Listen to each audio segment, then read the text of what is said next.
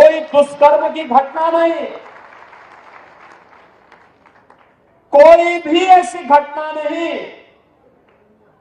जिस घटना के बारे में कोई ये कह सके विरोधी को भी ढूंढे ढूंढे दूरबीन लगा करके भी और माइक्रोस्कोप लगा करके भी वे इस प्रकार की घटनाओं को उजागर नहीं कर पा रहे। दुष्प्रचार का कोई मौका विरोधियों ने चूका नहीं।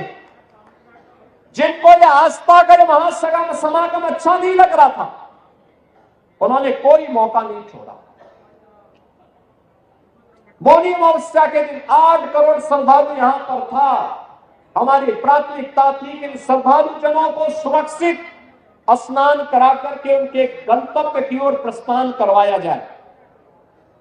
क्या संगम पे, क्या ऐरावत घाट पर, क्या गंगा जी के किसी भी घाट पर, क्या रेलवे स्टेशन पर, क्या बस स्टेशन पर, क्या अगल बगल के जनपदों में इतना बड़ा समागम प्रयागराज आने की ने तत्पर दिखाई दे रहा था। लेकिन विरोधी और विपक्षी लगातार दुष्प्रचार कर रहे थे, बदनाम कर रहे थे, अपमानित करने की भाषा का उपयोग कर रहे थे। कोई काहिरा की घटना का दृश्य दिखा करके प्रयागराज को बदनाम करता था। प्रयागराज में मौनी अमावस्या के दिन 28 और 29 की रात्रि को दुखद घटना घटी थी। उन सभी परिवारजनों के प्रति हमारी संवेदना है, लेकिन बहनों और भाइयों, उसकी आड़ में काहिरा की घटना को, काठमांडू की घटना को, किसी अन्य जगह की घटना को प्रयागराज से जोड़ करके बदनाम करने की साजिशें हो रही थी। मुझे लगता है कि जनता जनार्दन ने एक सिरे से उन्हें खारिज करके प्रयागराज महाकुंभ में आकर के साबित किया कि नहीं, तुम्हारे दुष्प्रचार में अब नहीं आएंगे, सनातन का ध्वजा अब कभी झुकने वाली नहीं है। और जो भी प्रयागराज आया उसने 2 बातों की चर्चा जरूर की, जिसका उल्लेख आदरणीय प्रधानमंत्री जी ने अभी हाल ही में मध्य प्रदेश में अपने उद्बोधन में कहा। उन्होंने कहा था जो भी प्रयागराज आया उसने स्वच्छता की और स्वच्छता कर्मियों की सराहना की, और जो भी प्रयागराज आया वह प्रयागराज में पुलिस के व्यवहार की तारीफ की है, उसकी सराहना की है। ऐसे लगता था जैसे सबका अपना आयोजन हो, जैसे घर का किसी आयोजन में होता है ना, पूरा परिवार मिलकर के उस आयोजन को सफलता की ऊंचाई तक पहुंचाता है। ऐसे ही उत्तर प्रदेश सरकार के सभी विभागों में, क्या स्वच्छता कर्मी हो, क्या स्वास्थ्य कर्मी हो, क्या सिंचाई विभाग के कर्मी हो, क्या जलापूर्ति के कर्मी हो, क्या सुरक्षा कर्मी हो, क्या परिवहन विभाग के कर्मी हो, इन सभी ने इसे अपना घर का आयोजन बना करके इसको भव्यता देने का काम किया, सफलता की नई ऊंचाई तक पहुंचाने का काम किया। तब इतनी बड़ी संख्या में श्रद्धालु इस आयोजन का हिस्सा बन पाया है। और इसीलिए प्रयागराज वासियों ने भी इसको अपना आयोजन मान करके जगह जगह लंगर लगाए, अभिवादन किया, अपनी स्वयं की परेशानी को भूल करके इस आयोजन का हिस्सा बने, जनप्रतिनिधिगण इस आयोजन का हिस्सा बने,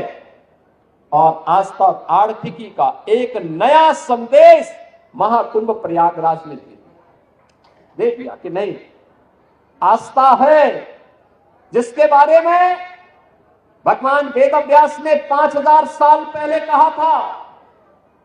उन्होंने कहा था उस समय भगवान वेदव्यास 5000 साल पहले एक ऐसे महर्षि हुए थे, त्रिकालदर्शी ऋषि हुए थे, जिन्होंने भारत के वैदिक ज्ञान की परंपरा को लिपिबद्ध करके आने वाली पीढ़ी को दिया था, एक संहिताबद्ध करने का काम किया था। भारत के अंदर वेदों को संहिताबद्ध करने का कार्य रहा हो, पुराणों और पुराणों को लिखने की शैली वर्तमान पीढ़ी को देने के लिए इसकी शुरुआत भगवान वेदव्यास ने की। तो उन्होंने एक बात कही थी 5000 साल पहले, उन्होंने कही थी कि मैं बाहें उठा करके चिल्ला चिल्ला के कह रहा हूं कि धर्म के मार्ग पर चलो, धर्म से ही अर्थ और कामनाओं की पूर्ति हो सकती है। और प्रयागराज महाकुंभ ने भगवान वेदव्यास की इस वाणी को सत्य साबित किया। लाखों रोजगार मिले हैं। उत्तर प्रदेश की अर्थव्यवस्था में एक नया आयाम छूने के लिए उतावला दिखाई दे रहा है।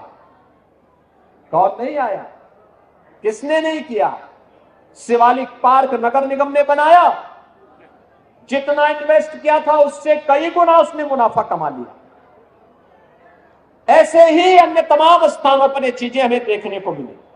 और मुझे तो सबसे अच्छा यह लगा कि जब खन्ना जी 80 साल की उम्र में अपने को कहने लगे कि अब मैं तो 60 साल का हो गया, यानी अपनी उम्र को उन्होंने 20 वर्ष कम करके दिखाया है कि अगले कुंभ में भी वह आपके साथ यहां पे कुंभ में हिस्सेदारी बनने के लिए पूरी तत्परता के साथ काम करना चाहते हैं। बहनों और भाइयों, आज जब यहां पर इस कार्यक्रम का हिस्सा बन रहे हैं, मैं आप सबसे कुछ बातें कहना चाहूंगा। और वह यह कि आयोजन, घर का आयोजन हमारा संपन्न हुआ, ये बड़ा आयोजन संपन्न हुआ। अब इस स्वच्छता को नए सिरे से प्रस्तुत करना, 66.5 करोड़ श्रद्धालु जहां आए हो, अभी भी आ रहे हैं, आज भी काफी बड़ी संख्या में लोग,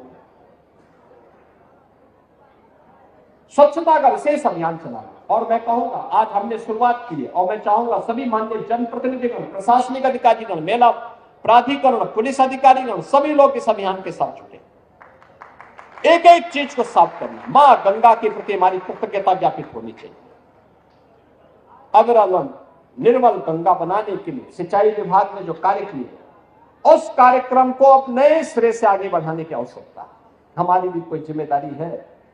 जो मां गंगा हम पे आशीर्वाद बरसा रही है, जो भगवान बेनी माधव की कृपा से इतना बड़ा आयोजन हुआ, भगवान अक्षय वट और हनुमान जी महाराज की कृपा से इतना बड़ा आयोजन संपन्न हुआ है, हमारी भी कोई जिम्मेदारी बनती है और अच्छे ढंग से। अब तक हमने श्रद्धालुओं के द्वारा कहीं पे भी गंदगी पैदा की गई थी तो उस गंदगी को हमने स्वच्छ किया है, लेकिन अब शेष सामान के समेटने की कार्रवाई चल रही है।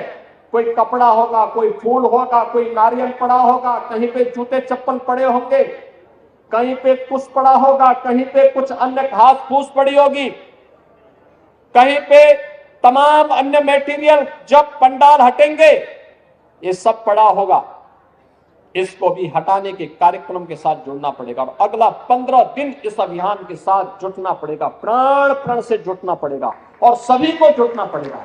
हमारे सभी माननीय जनप्रतिनिधिगण, प्रयागराज के वासियों को भी मैं आह्वान करूंगा कि इस कार्यक्रम के साथ जुटेंगे तो बहुत अच्छा एक अभियान, अच्छा एक मैसेज जाएगा। दूसरा, हमें सदैव सचेत रहना पड़ेगा। आज के इस अवसर पर जब हम लोग यहां पर आए हैं तो मैं आप सबसे 2 बातें जरूर कहूंगा। प्रयागराज कुंभ में आपके द्वारा किए गए प्रयास के सराहना मैं तो करूंगा ही, लेकिन साथ साथ प्रधानमंत्री जी ने भी किया है और जो भी प्रयागराज में आया सबने इसकी तारीफ की, क्या देसी क्या विदेशी, क्या उत्तर प्रदेश का वासी रहा हो, क्या प्रयागराज वासी रहा हो, हर एक ने कहा स्वच्छता थी, बहुत स्वच्छता, अच्छा था।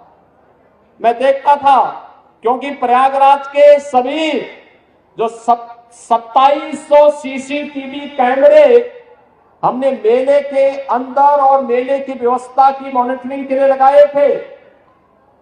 मैं प्रयागराज आता था तब तो देखता ही था, लेकिन मैं लखनऊ रहता था तब भी मैं उनको देखता था, उन कैमरों से एक एक जगह को देख लेता था और ऐसे घूमते तो जैसे 360 डिग्री तक घूम सकते थे।